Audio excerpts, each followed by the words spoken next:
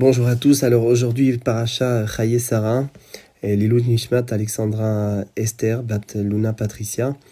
Donc on, on voit que selon le Rabbi Menachem Mendel Miriminov, qui nous emmène ici le Midrash Tanchuma, où qui parle de Avram Avinu, qu'au moment où Sarah a été enterrée, il aurait dit le chant Eshet Raïl.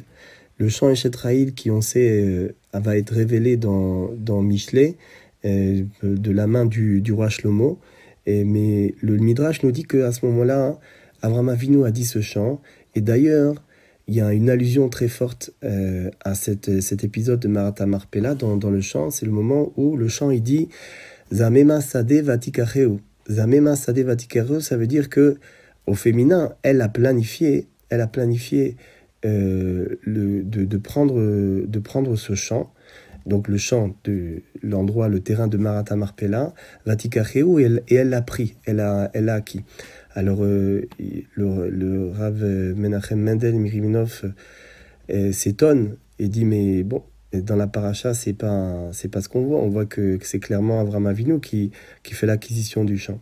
Alors il nous explique la chose suivante, c'est que en réalité on sait que Sarah Imenu avait un niveau de prophétie qui était très très grand. Elle était Balat Ruach HaKodesh, à un niveau de prophétie qui était plus grand que son mari encore Avram Avinu. Et donc dans ce niveau de prophétie, elle a vu que Marat Marpella était l'endroit saint, l'endroit Kadosh, qui était destiné pour qu'elle soit enterrée, parce qu'elle savait que là-bas c'était l'endroit où le Ham Israël allait venir et prier grâce à cet endroit-là, grâce à cette gvoura-là, cet enterrement dans cet endroit spécifique où toutes les âmes du Ham Israël passent pour aller au Gan Eden. Alors c'était une évidence pour elle qu'il fallait qu'elle soit enterrée là-bas. Maintenant, il y avait un danger, il y avait une menace. Cette menace, c'était que, éventuellement, si son mari, Avram Avinu, il partait avant elle, donc elle, ça serait son moment de partir, il y aurait le risque que, à ce moment-là, eh bien, Ishmaël essaye de placer à côté d'Avram Avinu, d'enterrer à côté d'Avram Avinu sa mère Agar. Et donc, ça n'aurait pas été Sarah, Chas v'Shalom. Donc, Sarah, ne voulant pas que ça se déroule dans cet ordre-là, elle a préféré, et elle a fait en sorte, elle a agi, c'est-à-dire elle a prié auprès d'Hachem pour que ce soit elle qui parte avant son mari, contre la logique, puisque ils avaient 10 ans d'écart. C'est-à-dire Avram Avinu était plus âgé qu'elle de 10 ans. Donc, c'est ce qui s'est passé finalement. Elle a été enterrée, elle est partie avant Avram Avinu. D'ailleurs, on voit le pasouk, donc au début de la paracha, qui nous dit Vayavo Avraham, Lispod, les Sarav, et Livkota.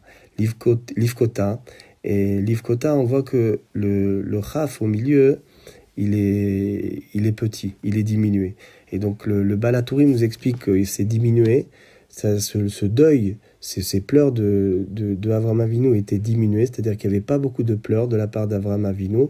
Premièrement, parce que sa femme avait atteint un certain âge, et que c'est vrai que c'est pas la même chose de s'endeuiller sur une personne qui, on a l'impression, qui a fait sa vie, qui a vécu une vie assez longue et complète, par rapport à une personne qui serait partie de façon prématurée, comme c'est le cas d'Alexandra Esther. Les pleurs, c'est pas la même chose. Et il nous dit aussi le Balatourim que cet endeuillement qui est moindre, ces pleurs qui sont moindres, c'est aussi à cause du fait que quelque part, elle a fait un acte qui ressemble à un suicide, même si c'est pas du tout un suicide parce qu'elle n'a pas fait un acte pour se suicider, mais quelque part, elle a souhaité partir avant l'heure. Évidemment, c'est des raisons très profondes, des raisons très élevées de la part de Sarah, et c'est des choses qui ont été faites évidemment que pour le Ham Israël. Donc on comprend maintenant que cet endeuillement d'Avram Avinu, il a été fait sur une femme qui a su se donner, qui a su faire acte de sacrifice, de don de soi. Et c'est sur ça qu'il a pleuré véritablement, Avraham Avinu. Il a pleuré sur la maman de Yitzhak, celle qui a été capable d'éduquer un enfant. Et cet enfant-là qui a grandi et qui, à l'âge de 37 ans, a été capable de donner sa vie pour Akadosh Baruch Hu, juste pour faire la volonté d'Akadosh Baruch Hu, sans savoir pourquoi Akadosh Baruch Hu, il avait décidé cette chose-là, qui est que son père devait maintenant devant le sacrifier, sans aucune raison, sans aucune explication. Il était prêt comme ça, à l'âge de 37 ans, dans la fleur de l'âge, comme on dit, à partir pour Akadosh Baruch Hu. Et la responsable de ça, celle qui a construit ça, hein, et c'est Sarah Imenu, parce qu'elle avait ça en elle. Ça, c'était ancré en elle, à l'intérieur d'elle, ce don de soi, ce sacrifice, d'être prêt à donner sa vie pour les autres juifs, pour le Ham Israël. Et c'est quelque chose qui rentrait dans Yitzhak, et évidemment qui rentrait à l'intérieur de chacun d'entre nous. Et évidemment, on ne peut pas s'empêcher de faire le lien entre cette paracha et le départ de Alexandra Esther, puisque on vient de passer la Shiva, et donc c'est carrément dans la paracha qui nous parle du départ de Sarah et Alexandra Esther. Et c'est sûr, quand on voit l'ampleur de la réaction, du mouvement qu'elle a drainé, qu'elle a attiré au moment de sa maladie, du nombre incalculable de personnes qui ont prié pour elle de partout dans le monde, et comme les réactions des gens au niveau de comme ça a bougé les gens à l'intérieur d'eux-mêmes, comme ça les a fait prier, comme ça les a fait faire tchouva, on voit que c'est impossible. On est sûr, on est convaincu que elle, en elle-même, elle avait cette intention-là de se sacrifier, de donner tout ce qu'elle avait pour l'âme Israël. Puisque c'est écrit, sauf Maaseh bemarshava trila, c'est-à-dire que au bout d'un acte, quand on voit un acte, c'est sûr qu'au départ de cet acte, il y a une pensée qui correspond à cet acte. Au départ, il y a forcément une pensée. Et c'est pour ça que on la remercie d'avoir eu cette kavana-là.